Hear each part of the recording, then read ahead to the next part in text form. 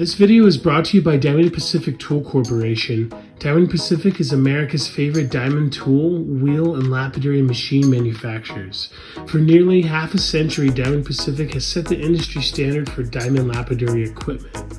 Join the majority of professional lapidaries and choose Diamond Pacific products such as their Nova wheels, Pixie, Genie, and Titan gem makers, as well as their wide selection of other high-quality lapidary diamond products. Check out Diamond Pacific today and find out why they're considered America's premier diamond lapidary tool manufacturers. We are here with the one, the only, A&S Opals LLC, Adam Sawicki, the main man. How you doing, beautiful? Not bad yourself, Dave. Yeah, I think that was actually the first time you got the name totally right. Yeah, I've been practicing. Yeah. And we nonstop talk about you all year. 5-6 years, yeah. Oh man, I know. We got it, yeah. We're there. So same spot, booth 20... D42. On the east wall of the 22nd Street Show main tent. Of the 22nd Street Show main tent. One of the best locations, I think, right in the middle.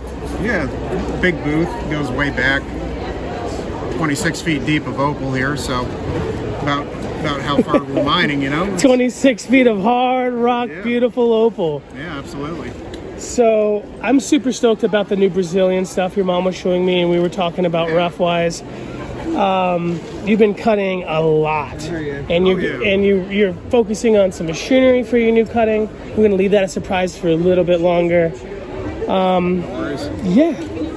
What's going on with these beauties over here? Yeah, so this one was a belemite fossil. It was actually in two pieces, but I don't have small hands, but you can see it goes all the way across them. And there's some gem color in there. So I did reconstruct it. I think I did a pretty good job. You almost can't tell this is two pieces. I mean, do you see where it joined? I would like to consider myself a professional. Even though you kind of roughly pointed out, I cannot tell. Yeah, it's right below my thumb, going down there, sort of right through there. So. No, you did a good job. Yeah. Gem crystal color in there. I mean, you know, that'd be like almost like 500 a carat crystal opal. And it was kind of a funny shape. It had some sand inclusions and stuff, so it's a little bit of a free form. But, you know, I left some of the natural sandstone in there, and it's kind of neat. It's a nice progression, I think. Some of the sandstone is actually opalized, so I could have just cut it off and made it clean, but it's got like a nice little speckle going on. You see a bit of color in there. Oh, yeah. So yeah, I reconstructed it, I cleaned it up. It's a pretty nice specimen out of Cooper Pedy, Australia. Do people ever just straight up sacrifice the fossil for cutting rough? They do sometimes. They definitely did back in the day, and that's why there's not as many fossils out there, and that's why they cost so much now. The only reason I did that is because it was already broken, and it already had like little chips and pieces missing and stuff like that. Mm-hmm. So it wasn't even like a clean break where I could just put it back together. I actually had to cut the two surfaces perfectly on the flat lap, so I could join them without without making any gaps or anything where you could see the glue. Really? I thought it just had a nice cleave, so you did a bit of work to that. No, it had chunks missing out of it and everything. So, you know, that's the only reason I went through and reconstructed the way I did. I really can't tell. It's hard to tell, yeah. You did a great job. And here's some cabs. Are any of these new for the year? Yeah, quite a few of them are. I think that one is for sure. This next one, big boy next to it. These down here. Gosh, some of these are so intense. They look like diachronic glass. They are not joking around. Yeah, every year you're getting bigger and better, dude. This is a beautiful knobby.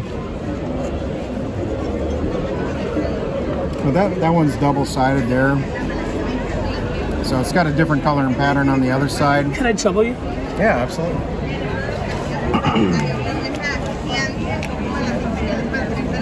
So that's the front. It always looks better out of the glass.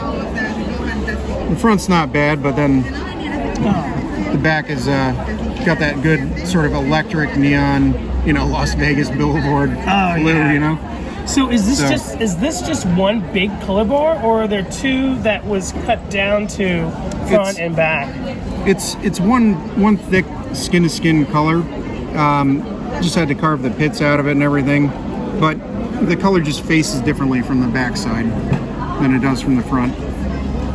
So someone who would be doing this maybe would be using like some Diashine or maybe like Diamond Pacific style burrs or something. Yeah, I use a bit of everything and get a bit creative on my own. You know, even some of my burrs are just like wood, you know, like also wood burrs. Some pastes and stuff. Diamond paste. But I like to use the Mountain Mist products. Mountain Mist, is that a diamond impregnated product? Well, Mountain Mist makes all kinds of different products, but they're the ones who do the fire agate material over at the Pueblo show. Oh, trippy. So yeah, they have a higher concentration of diamond in their products. It costs a little more, but it does the work quicker. And when I figure my time being, you know, worth money, it's time is money. Yeah. Stone is money. If you do it wrong, you're melting away hundreds of dollars worth of carats of material. Yeah. And then diamond is money. And carvings take so much longer than cabochons to finish. You know, you can finish cabochons in minutes. Carvings take hours and hours to do them well. So, you know, you're better off using something with a higher concentration of diamond is what I feel. Then I can, you know, basically get a free stone every 2 stones that I have to carve. So I like to tell people that higher concentrated diamond products might seem more expensive, but they're more economical. They're more economical in the long run. Like I'm saying, it's every 2 stones gives me 1 stone for free because it's saved me that much time. Yeah, that one's a beauty. Big high dome on this one. You know, the reds aren't what it's all about. I'd say the blue-green has been the color of the year all year long. Going into this year, I think it's still there. Getting more interest in the good quality blue-green stuff or green-blue than, you know, I ever would in like reds or any of the other colors. So it's kind of where the opal trends are going. Pinks are still running real hot. People like the pinks. That one's nice, yeah. Could you show us an example of a pink? Pink? Well, anything with pinky color. I mean, this one's got a little pinky color for like a darker opal, but most of it's going to be in the white opal and crystal opal that we get out of Lightning Ridge would be a different tray.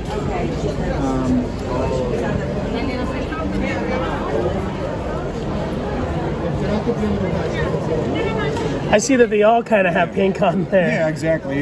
You know, and it's been getting picked through, but yeah, I mean anything like pinky. Oh, this is a great stone. Crystal.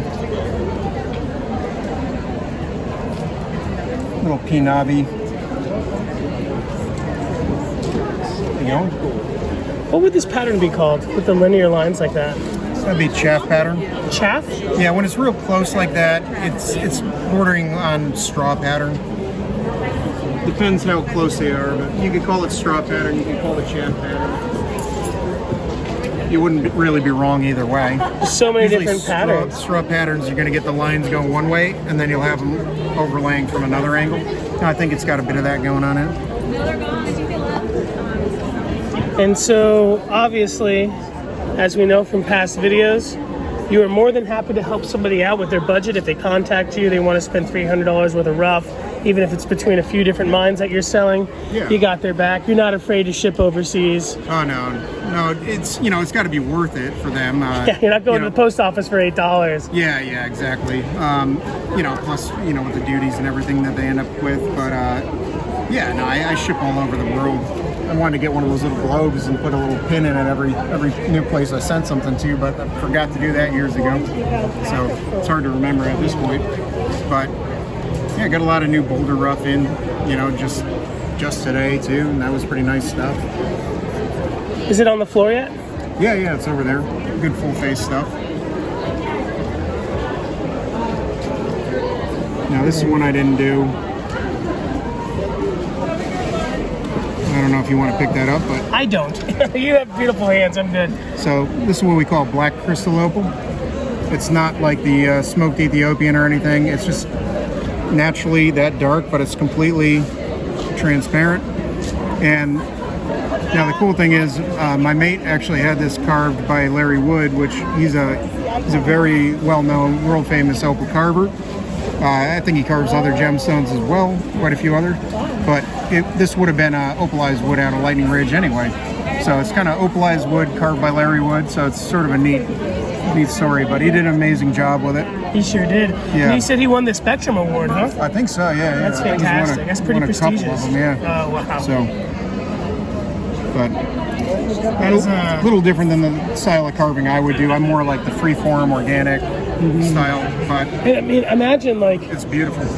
how do you just like, all right, I'm gonna totally just go for it. Sacrifice this beautiful opal to learn how to do it. I'm sure you're cutting other stones before you just start cutting opals to learn how to carve like that. When I started carving, or when I started cutting opal, I had a lot more time on my hand. My business wasn't really as popular yet. I wasn't selling as many cabochons. It takes years to break into the industry and sort of acquire your regular jewelers, your regular base. So I had a ton more time on my hands, so I could sit there and carve for 10, 12 hours, and I got good at it. You know, for an American, I guess the Australians always say we're not good at carving over here because we don't take the time. But yeah, I got good at it, and even in people in Australia were saying, "Oh, you're pretty good, mate. Nice finish." And I don't know. I just kind of got to the point where now I sell more cabs. I sell almost too many cabochons to dedicate a lot of time to carving, unless the stone is, a very expensive stone. I want to save the most color. But I'll tell you the truth, Adam, not everybody is cutting even nice opals to the same quality. You're doing a fantastic job, bro. Oh, thank you. You are really good. I mean, it's a passion. A lot of time and energy's gone into it. There's no get-rich-quick scheme with opal. There's no way to save time. You just got to do the research. You got to put your heart and soul into it. You got to put the time into it, and you're going to get a good product in the long run. But it's not a quick thing. You can't just jump into it and expect to be, the next big, hotshot opal dealer or something. You just got to really stick with it, and it'll happen. But you do what you love, and everything else follows. So. I can't thank you enough for your time. Again, your booth is D42. D42 here at the 22nd Street Show. You'll be here through the 12th. Don't wait till the 12th, folks. Don't. Good stuff's still here. Yeah, get here as soon as you can. Come and hang out with Adam. He's a sweetheart. I've seen him right before I was talking to him spend 45 minutes with somebody who could have ordered from him anytime during the year. He's that kind of person. This is pure passion for him. Yeah. Thanks, brother. I love it. Love to show it off. Love to teach people about it. And again, if you're looking to contact him, feel free to contact him. Let him know your budget. You know what I mean? If you have any... The more description I can get about what somebody's looking for, the easier it is for me to find it. So, I like to shoot people videos rather than pictures. But, just tell me, your price range. I don't need to know your top or whatever. But, price range, what colors you like, what size of whatever you're looking for. Patterns, perhaps. Yeah, anything. Your cutting ability, if you're looking for rough, what type of equipment you have. The more information I have, the better I can customize a parcel for you. And, or, if you're a jeweler looking for stones, just give me as much information as you can about what your clients need. And, I can send you a more zoned in selection of exactly, what we have. And if we don't have it, I might just have it on the bench and I might have to cut it. So that's a good thing too. It just takes a matter of days or something, and I can have new inventory to show you. So yeah. Thank you, brother. You're welcome. You're the best. That is A&S Opal LLC. My personal favorite black opal gurus over here at the 22nd Street Show. Check them out. Your American source for quality Australian opal. And now Brazilian. Yeah, turns out, yeah. Love you, bro. See ya. Jeez. Yeah. So let's take a look at some of these over here. These are by the bag. Really nice potch on the back of some of these.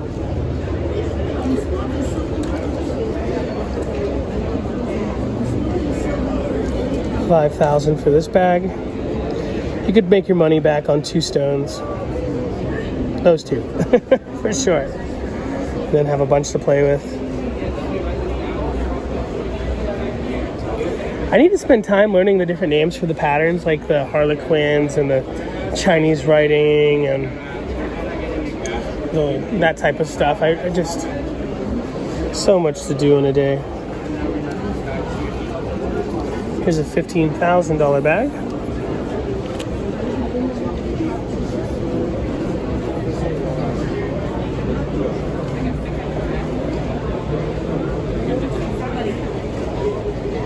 This would be such an honor to cut.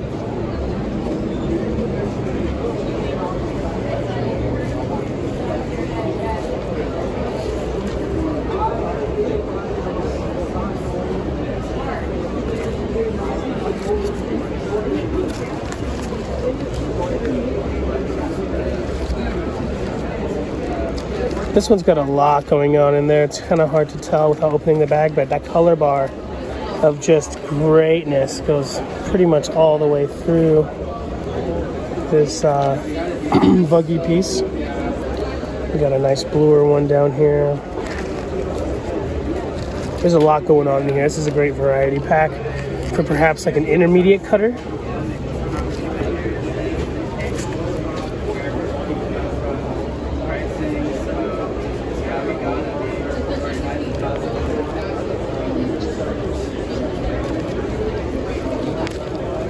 I cut a piece about this big for our beloved Everybody Rocks and Rocks live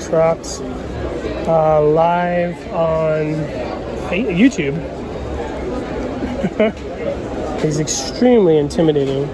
I actually didn't finish it. I just was approaching the color bar. Some of the stuff was peeking through and wrapped it up. I just didn't have the time at the moment to give it my all, and I don't like to work something stressed out or tired, or that time I was stressed out for sure.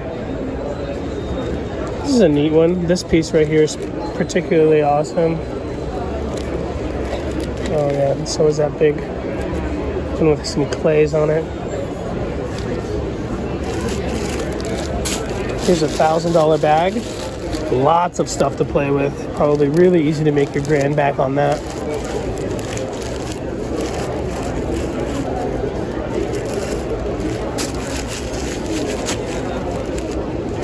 An $800 bag. Let's see some colors in the bottom there. Lots of different qualities in here. Here's a really big bag for $1,000. All different sizes and qualities there.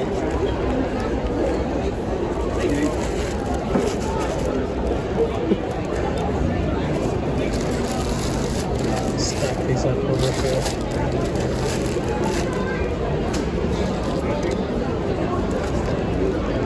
I love these. And are these the real prices of them on there? Yeah. That's fantastic. No, these are a great buy. So, did you look at any of them? I didn't yet. Okay, so basically, what it is, you got potch and color.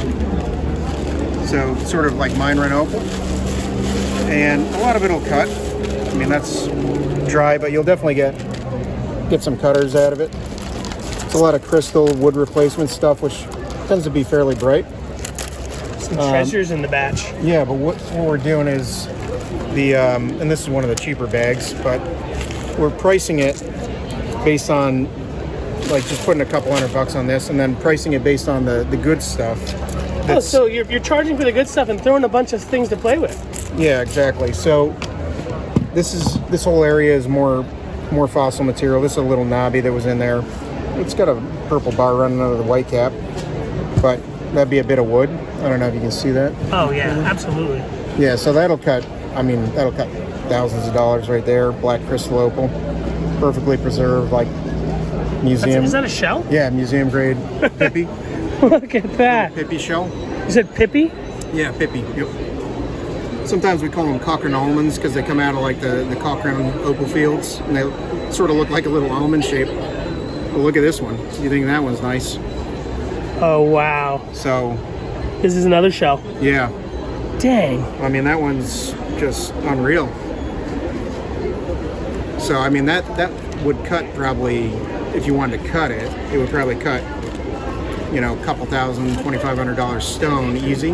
But even as a shell, it's probably worth $1,000. So it's yeah, we kind of base the price of the bag on what the good stuff that come out of there is, but it's just got a gem color bar.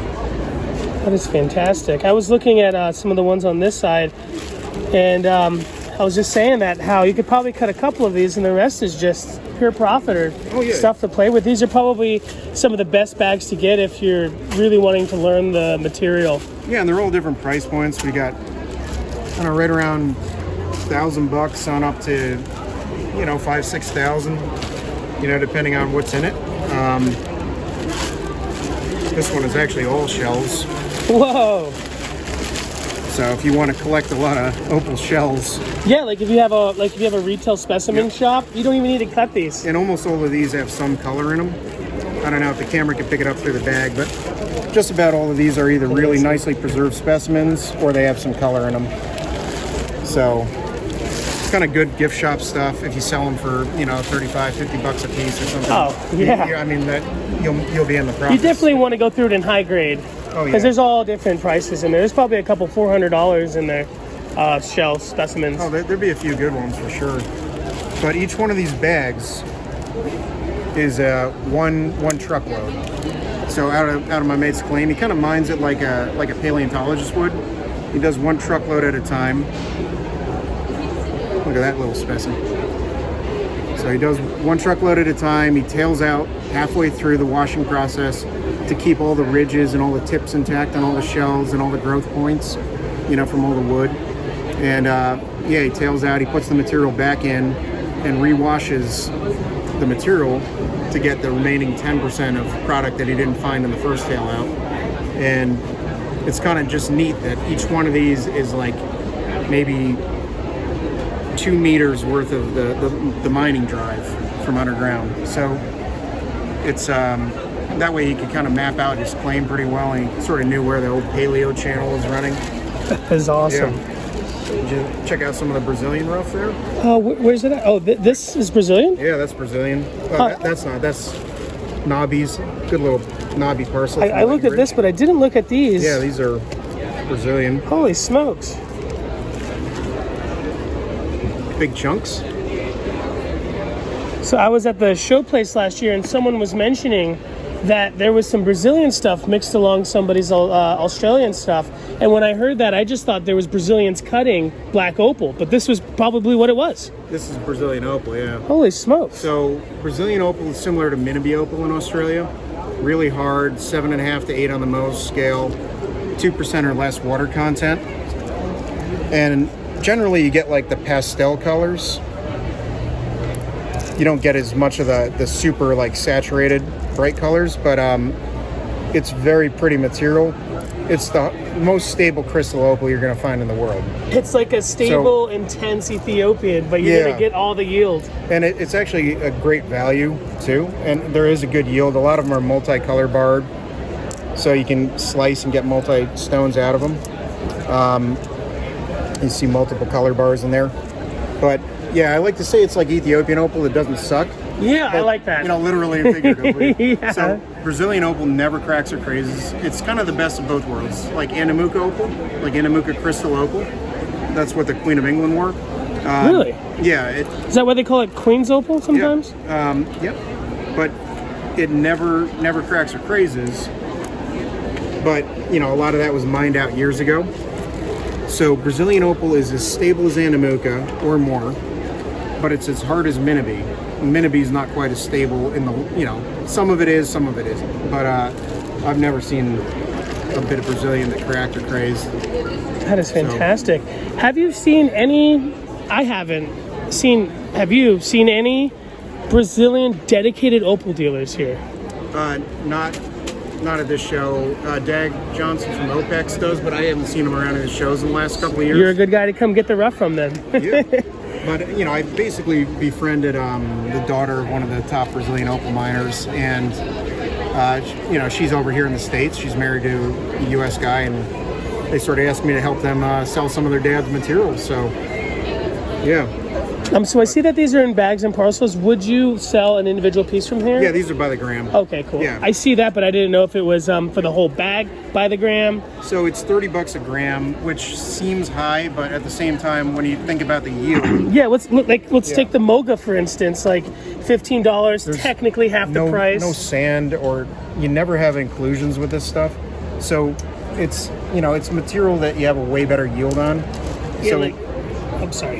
Yeah, no worries. Oh, Like this Moga is 15, technically half, but you might get 1/4.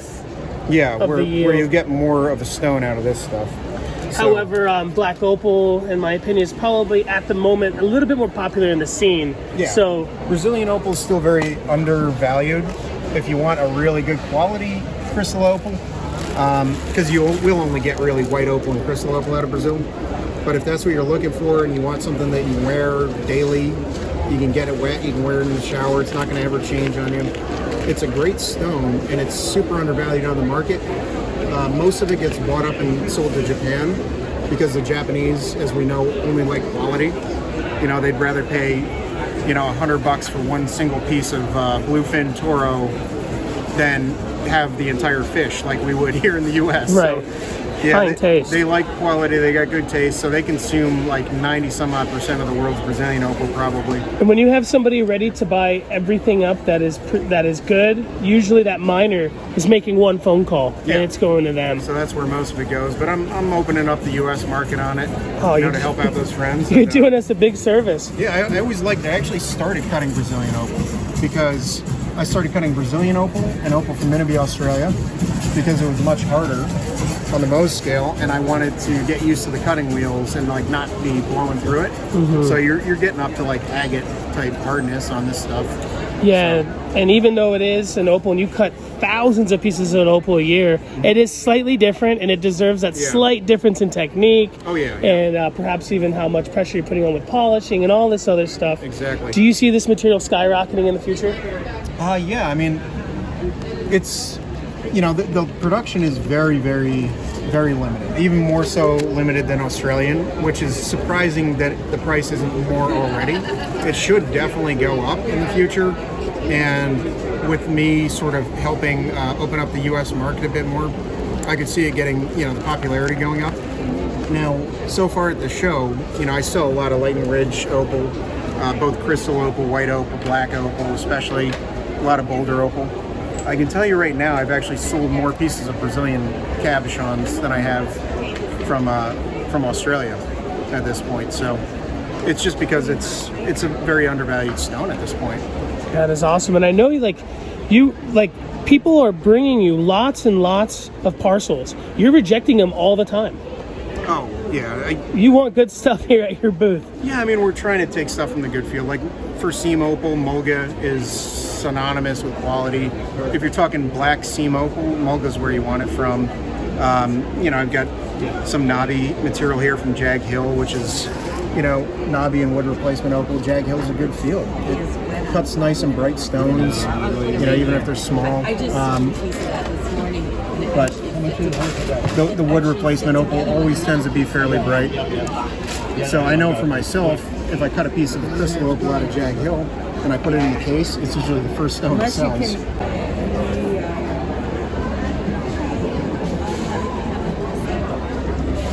There's 2 Valentine presents on there, Dave. I know, they're fantastic. Did Adam do these hearts? I don't think so. Hearts are not easy. He has a beautiful little one. I'll pull it out.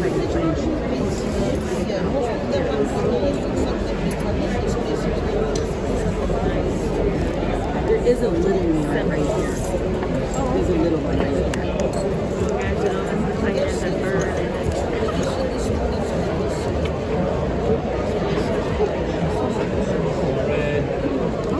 Only 800.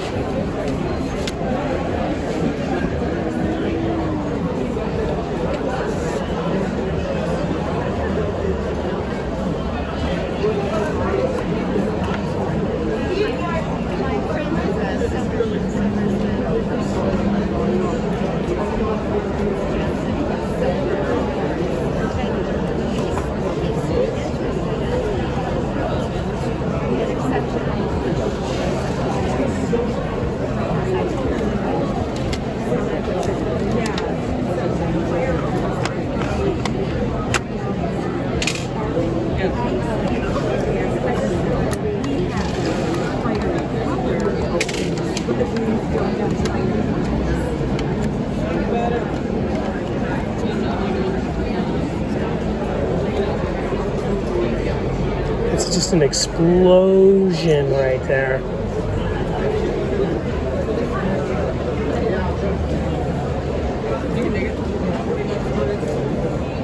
Even the back is stunning.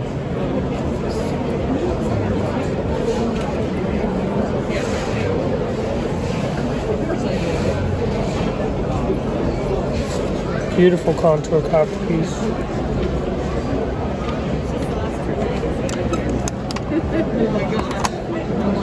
This one was 51.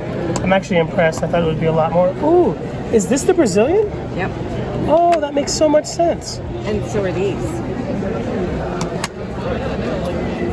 Oh, wow. I like this because you can get the different patterns.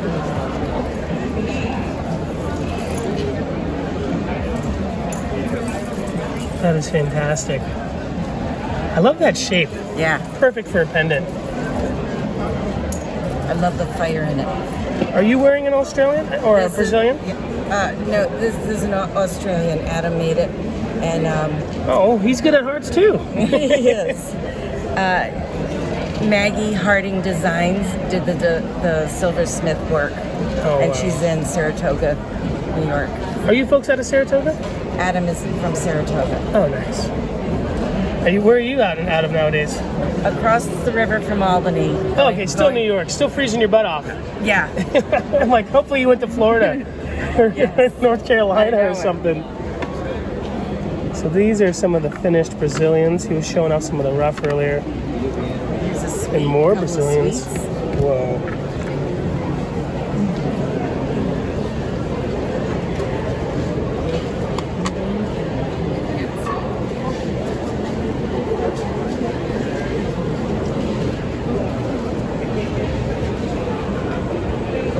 We had fun with you.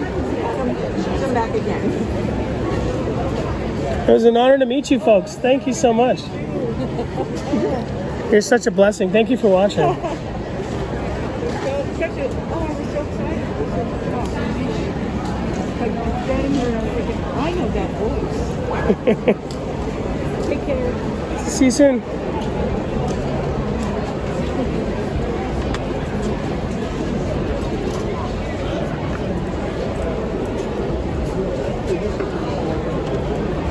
I'm not sure if you videoed this ring. La ves completita. But so, I don't know how long it was in Brazil for, and then it was cut and everything. It's been here in the States for over a year. I know that. So, but it doesn't matter with the Brazilian. It never packs places. I'm an advocate of Australian Opal, but Brazilian Opal, hands down, is like structurally and like, I don't know, as far as stability goes, it's the most stable opal that we've found. Yeah. No, I'm a fan of Australia. It's 7.5 to 8 on the Mohs scale, and 2% or less water content. So it never dries out. You can just leave this in the desert sun. It's fine. And it's not hydrophane. It's in a hard clay bank like the Australian stuff. So it's like lightning needle. Yeah, it's a lot. The ground they mine this out of is a lot of lightning age. Where the reason Miniby Opal is not always stable is because I think the mining process, it's in such a hard sandstone layer that Miniby sandstone is the hardest, one of the oldest sandstone deposits in the world. So you're going back a couple 100 million years, and because of that, the mining process, the big D12 dozers and stuff that they're using to rip it. I think because the opal is amorphous, I think what happens is some of the material that comes out of Miniby that doesn't come out in the middle of the plates, like on the edge of the plates, I think it gets like shot, twisted, and then as it relaxes over time, it kind of wants to go back. It ends up cracking. And that's my best theory, using a bit of science and stuff to figure out sort of what's going on with Miniby, why some of it is just stable investment grade, like really low water content hard oak, and some of it isn't. But the Brazilian is in a softer place, so it's dried out over a long period of time on its own, and it doesn't go through those mining stresses.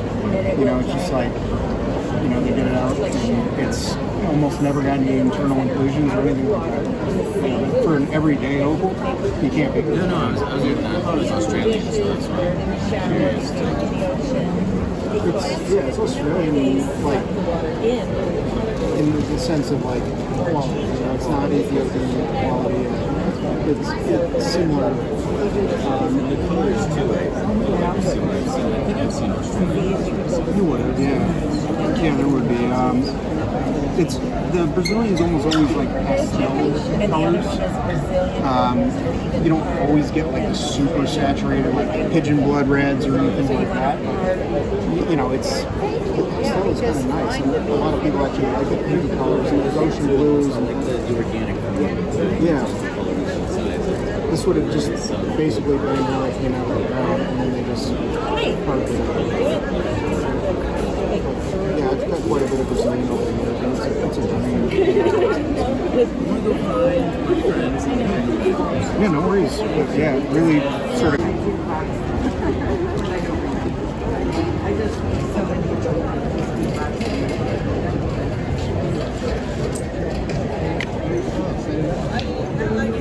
There's the orange I was talking about earlier. That one right there is spectacular. Something that surprised me this time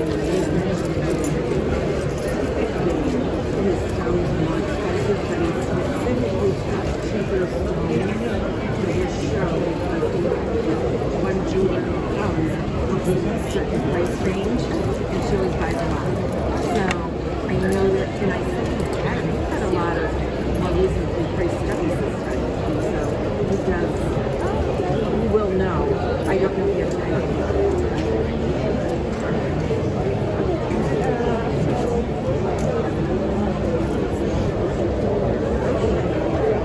So, Australian opals. If it's on it's a black opal. If it's on the white background, 2 Boulder opal. Those are, I think, the best Boulder opals I've ever seen. They're gorgeous. They are fabulous.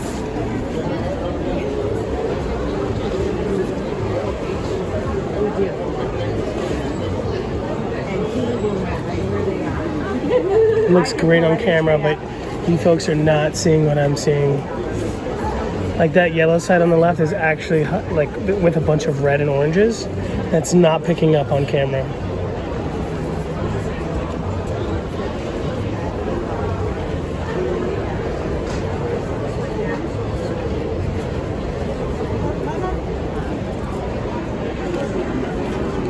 No joke, I'm not kidding, folks. I think these are some of the best boulders I've ever seen.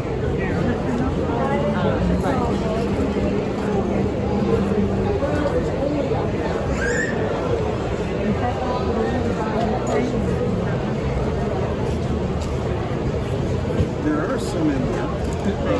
You know, specifically, like, I know what I'm doing. No, I know I got a few recently. Couldn't even tell you which tray they're on. Mixing and matching and putting on different trays.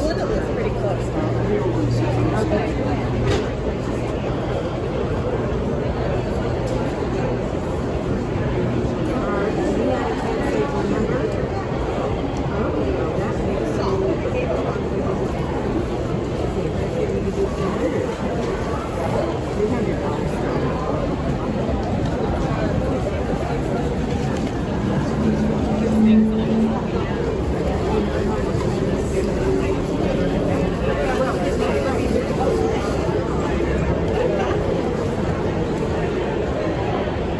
We'll take them all. I got a question for you, actually.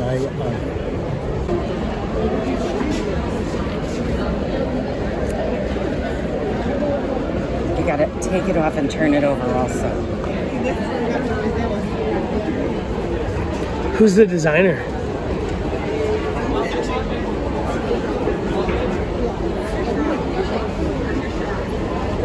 The back is almost nicer than the front. Oh, wow. It's all diamonds, huh? Yeah, Whoa, you're not lying. I know it. It's amazing.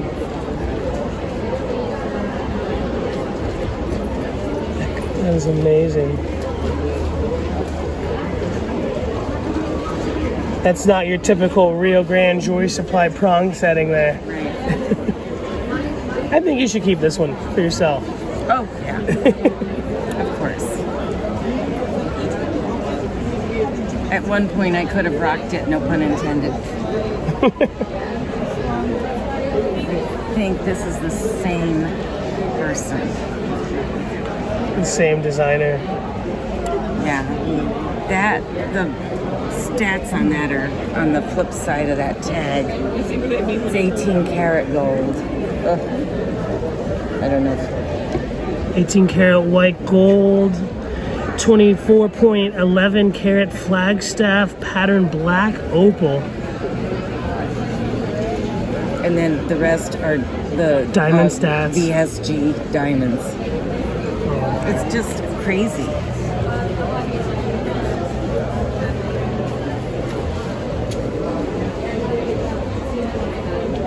Hi there. How are you? Before I put this back, you want to see it? Look at the back of this. Really unique, like flame prong setting. I know. That's insane. I usually take it out. 18 karat yellow flame style. 24.89 karat So anyway, black these are opal. Australian opals. A few diamonds on there. We have some Brazilian opals this time. I'm not going to take it off of the stand because the back is patchy, Feels right with the which is kind of what you want in a nice black opal. show that it's big. We have Boulder opal. We have Opals, slam shell.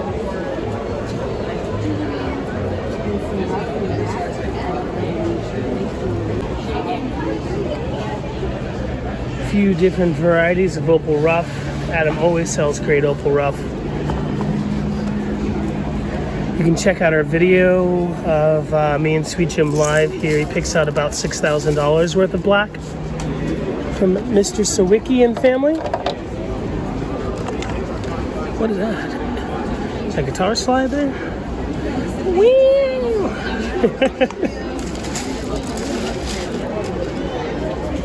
That's a great piece. It's like Kukuran. $5 a gram. This is probably 2 grams. Yes, they do.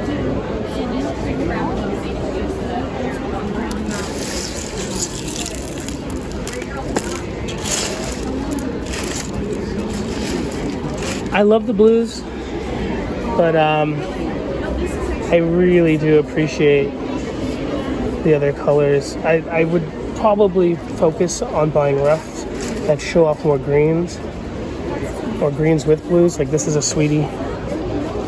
And I am not afraid in any way of making doublets or triplets. You know, I don't like enhancing color, like smoking opals. I don't think they do that in Australia with Australian opal, but I know they do it with others. Sometimes opal needs to be smoked, and a muka is carbon treated with sugar, I believe. Correct me if I'm wrong. Here's an electric blue, probably 3 grams. Nice dark black potch there, which is helping to enhance the color.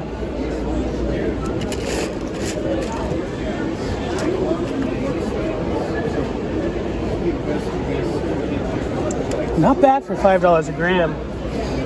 The Mulga here is $12 a gram, but it looks like there's a lot more darker colors there, darker potches, which definitely will help to make the colors more brighter. I know some people make their doublets by buying dark potch and using the natural potch on the back of the stone instead of using something artificial. People like Riley Gunn at 53 Frogs sells, I think it's like graphite, I think it is. Something that is really black that could probably pull even fainter colors out really nicely. My buddy Sweet Jim likes to contour carve these. I would make cabochons. I think the cabs might be a little bit easier to sell with the contour carve pieces.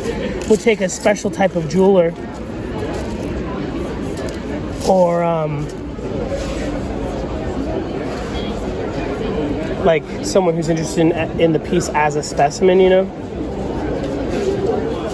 $12 a gram. I don't see a scale around here to weigh stuff out.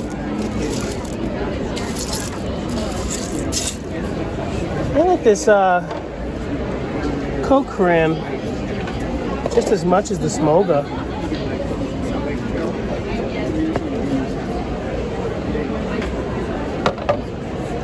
This is Jag Hill. A lot of purples going on in here.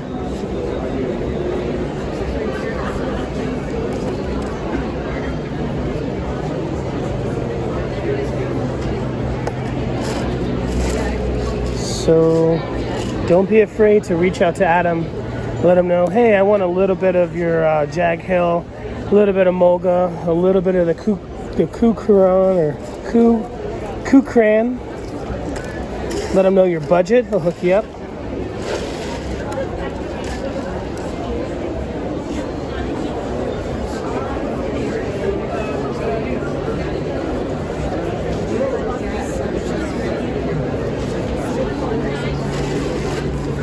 This Jag Hill is actually really awesome.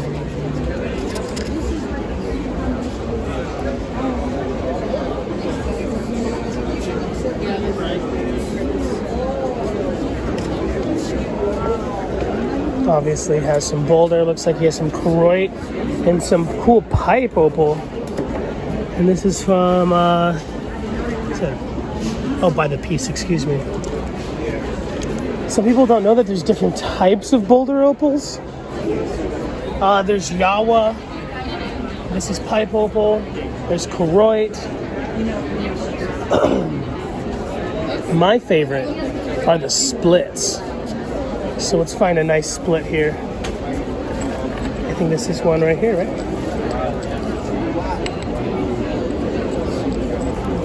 No, not there.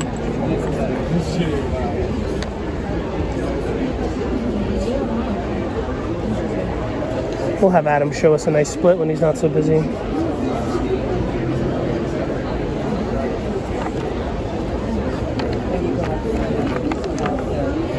Yeah, I'm gonna go and make my way over there once I do. Not yet. I make jewelry, so I'm like, so Do you have a tax ID? yeah. That goes far. Okay. We take care of our. Yeah, definitely. Try to let them know when you got the best. How much would I say something like turquoise is $40 a gram for the rough? If I were to present my tax ID,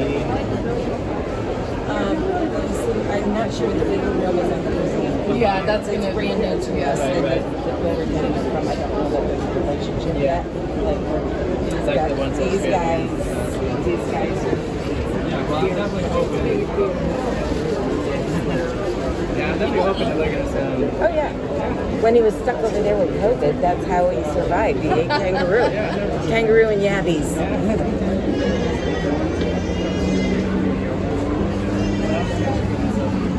These here are awesome. It's kind of like a natural doublet. Excuse me, it's kind of like a doublet, but I think these are earring gauges. The black resins are absolutely enhancing Kind of the what I thought that it is what it is. the colors.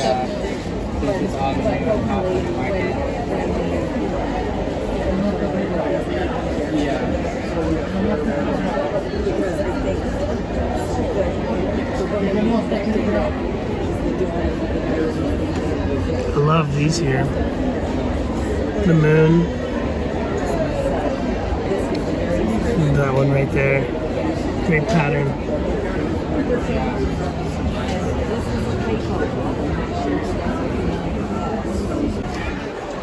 Here's some cool Boulder pendants. A few different species and a few different price points. These ones look like they're 60. Red dot is 20. Yellow is 40. Green is 60. Blue is 80. Let's see, would this be a blue one? No, it's a yellow. Pleasantly surprised. Really nice hole. Thank you. Fine. What a nice guy.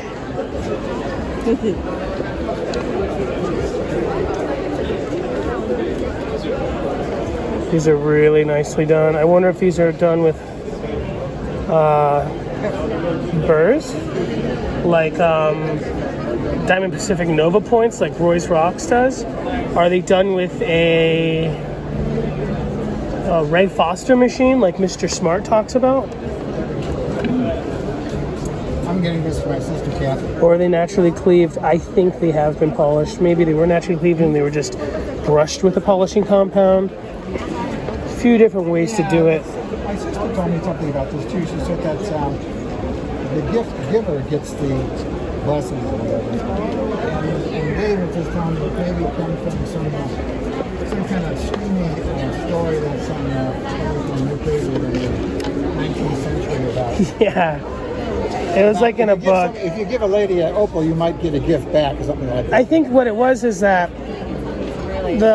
the novel was talking about if you get cursed when you buy it for yourself. And that's and they know exactly when it was written and who the author was, and it was just a good story, you know. But even though a lot of people know about it, people love superstition, you know. I love folklore. Oh, me too. I love a good conspiracy. Love It's more entertaining than a movie. Where did you find that? This is some beautiful carving here. Almost like a butterfly. This one is a $40 piece. That's actually really good for $40 when it comes to Boulder Opal. That one's definitely going to sell here at the show. This one must be a blue. No, it's also another $40 piece. Crazy.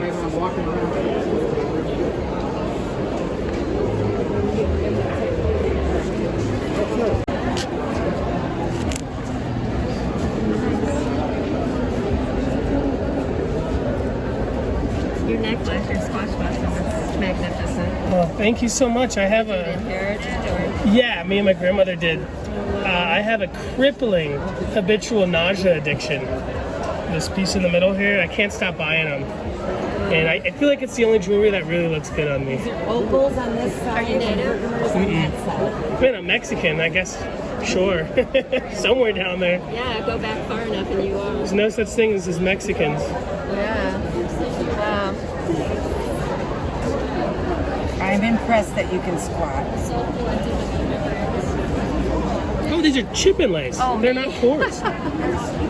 That's awesome. They're opal chips. They did such a good job making these. I thought it was like a poured out. It was poured out. There's brown ones also. Is that ironstone? Oh, it is. What? Are they pretty? I love them. And they're actually They really can be yours. affordable. Yeah, I thought so. I think the brown ones might be cheaper even, I don't know. Definitely. Okay. And then he's got these little skulls. Scary. Chris wants to put a Herkimer in the eyeballs. That's a great idea. She wants to put a Herkimer in, she wants to put a Herkimer in the eyeballs.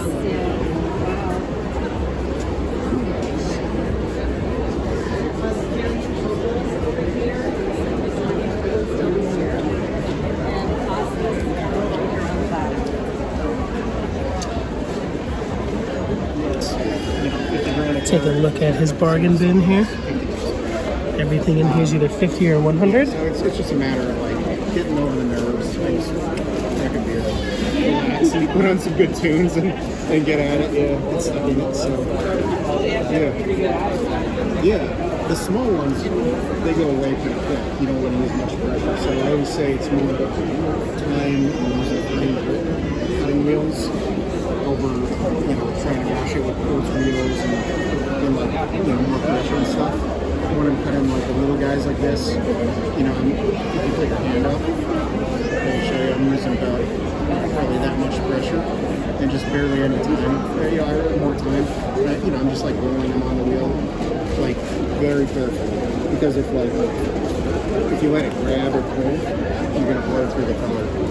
So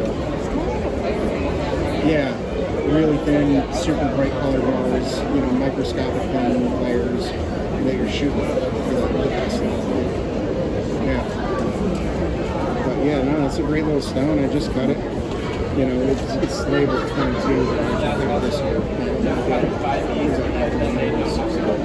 And again, mislabeled them a little bit. Yeah, I knew that wasn't going to last too long. This is a great piece for $50. Oh, absolutely.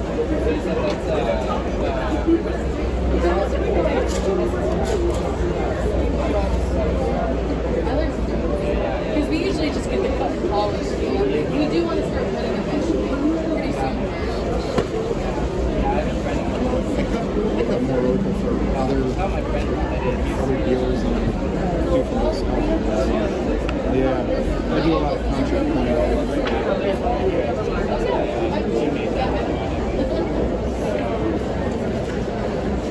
know if there's anything else you want to know.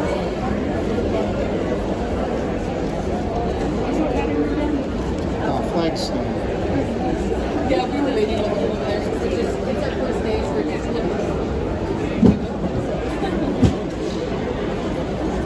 oh, I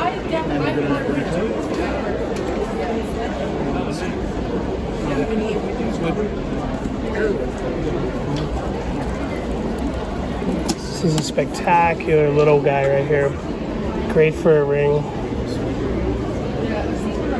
Any plans for it? Pretty good little rings. Pretty cute thing for ring. Yeah. And I tend to cut my stones for longevity too. Are we having fun yet? I'm gonna go down here with this one. No problem. I'll bring it back. So No problem. what happens is if you have like a direct impact, you cut the back. Elements in a video Yeah. makes it more special. I'm just talking to Dave here about, he just did a long video with the folks out of Idaho, Spencer, right? And part of the appeal of that for a lot of people who aren't experts and not just looking for whatever to add to the collection is the appeal of knowing that this is a family that does this business. Yeah. And like us for you, so you We gotta find that. We found it, just so you folks know. Nice to meet you, Dave. Thank you. You know, in all honesty, 6 years ago, you did show me the first stuff in Denver. And I remember you, and I'm like, who the hell is this guy? yeah, it was really intimidating. And you had nothing but kindness. You were the best of the best. Yeah, I was just saying, 6 years ago, she was the one who showed me everything in Denver. So if there's an older video from about 6 years ago at the Denver show of her. I have known I was on video. Yeah, I'm actually just scanning for radiation. It's a lie detector. And it tells me which direction my grandma's truck is. I can remember saying, who is he? And Adam was like, he's a guy who goes around and does.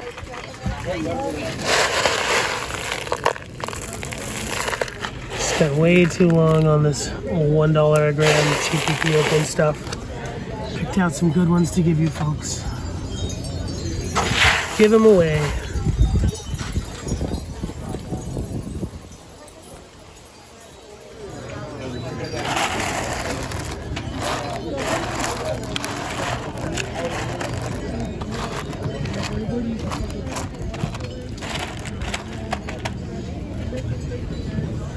Fantastic.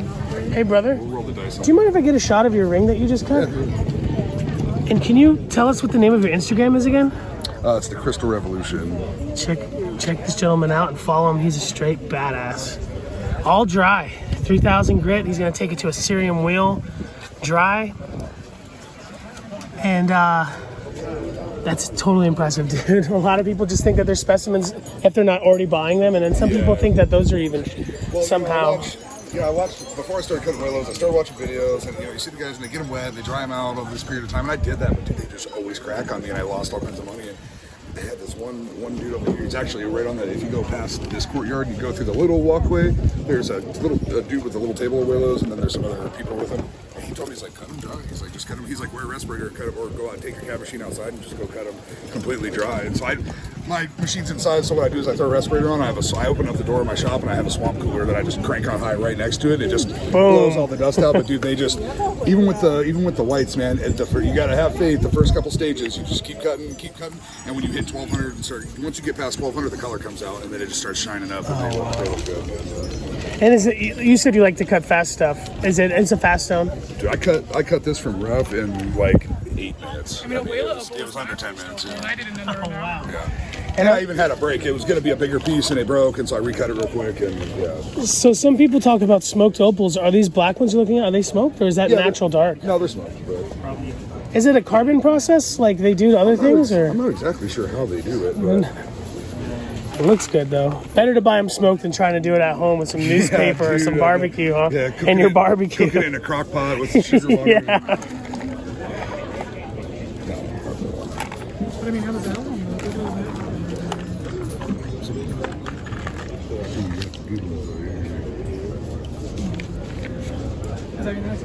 Let's take a look at some of those. Some of these over here.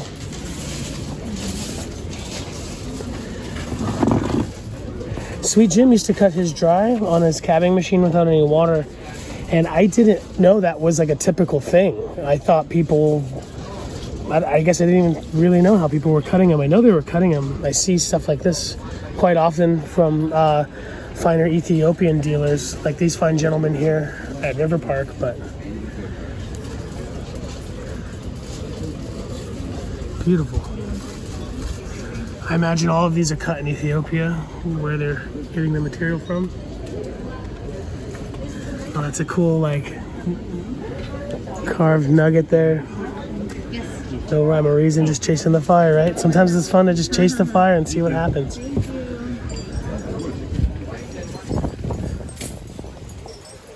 Just completely alive. What a beautiful material. Are all your cutters for your cabochons in Ethiopia? Oh, fantastic. Well, there's nothing wrong with sending in other places to get cut by professionals. I just didn't know if there was a cutting scene in Ethiopia. I imagine there is. No, it's not that hard, you know? Cutting opals is not that hard. Excuse me, how much would this one be? This one is These ones are a little bit more orange, but a lower dome. Smoked ones are nice. I do kind of like the yellow ones a lot. I don't know how people feel about that. I don't know anything about the patterning, like what that weird honeycomb looking pattern is in there. But I bought 60 grams to give out. When folks buy stuff for me, I just throw them in the bags. But I guess after meeting this gentleman, Crystal Revolution, I'm gonna have to buy one piece to try to cut dry. Pulitzer Opal is one of my favorites when it comes to opals on YouTube. He says that he's seen my booth before, and Kino never introduced himself. I hope he's doing okay. He doesn't put out a lot of videos.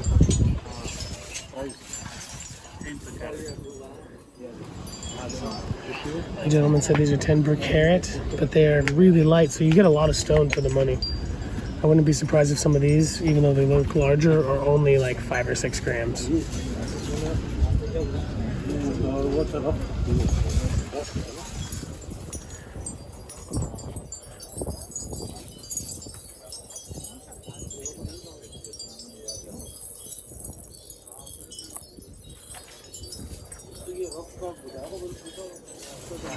Awesome, and here's some little freeform rounds. Not quite beads, you know? Those are really fun. Before you charge me, I think I'm gonna get a little bit more. No problem. Hold on to this. Thank you, my friend. Huh? This gentleman over there convinced me to give it another try.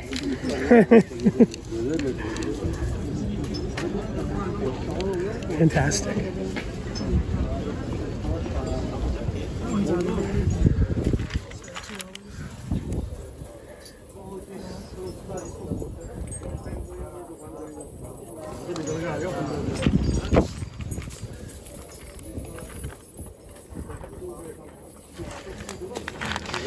If you don't mind me, I was listening. You say sometimes you'll just snap them with a pair of pliers to. Well, for like, because I'll sell them too, just if people want rough, just rough opals. To get the cleave, so you don't have to polish it and such. Yeah, when you cleave them, they look really, really nice. And when they break, you get really good colors in there. And you take one that's kind of blotchy on the outside.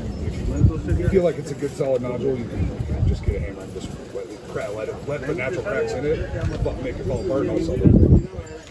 Oh wow.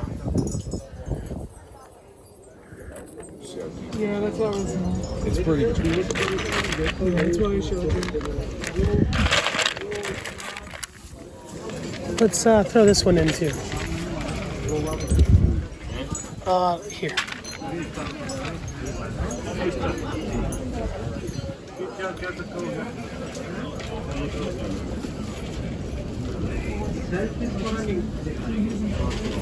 They're the Ethiopian? Yes.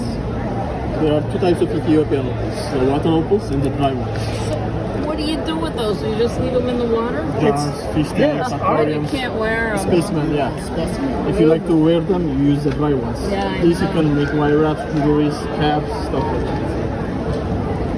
Yeah. Wow. I was just saying, how does anybody decide? You buy more than one. That's how you decide. No, everything is beautiful. You get an eye for it, Lynn. I have suitcases of jewelry. And ask this gentleman. There'll be somebody here for You know 2 what I hours in wear? the back picking out through every I wear single this. one. I wear this. Oh, yeah. You have that. I have suitcases. This I got for $2 when I was 20 years old Oh, at an antique store. so it's got some So I still wear it. sentimental value. I love jewelry I'm and low stuff, but I don't wear maintenance. anything. Yeah, and I do wear my tourmaline. He wears a little bit. Yeah, this protects you. The shungite Oh, okay, somebody. kept me from, and my car rolled backwards across the expressway in the middle of the night. A little car from the back On of what? I-40, my car. Really back? I got out because I forgot my cell phone on the hood, and it blew up and hit the windshield. Well, he says, "What's up?" We're on I-40, and I stopped the car. He ran back to get the phone. I watched I thought we were having an earthquake. I was like, the ground was moving, but it was the car, and it went across the traffic. And what saved me was this and this. What is that? This is a Rudraksha. It's all hand carved with long silver. What is it made of? It's a seed from a plant in Oh. India. And I kept saying, "Can you pinch me? I can't believe I'm not a grease spot on I-40." And I looked down and my phone was right there on the everything was And it worked? The phone wasn't destroyed? but I was in shock. Because it's scary, yeah. I can't believe I'm alive. When did this happen? Last February, my brother was dying. And he didn't. I said, when I got there, I said, this guy's going to outlive you all. And he is. How old is he? 90. Just turning 90. Lynn, 16 years old. I'm gonna buy you one of those necklaces Yeah. because if somebody might come by and they're really affordable and they'll probably just go. So I'll pick you out one here before we go. Okay.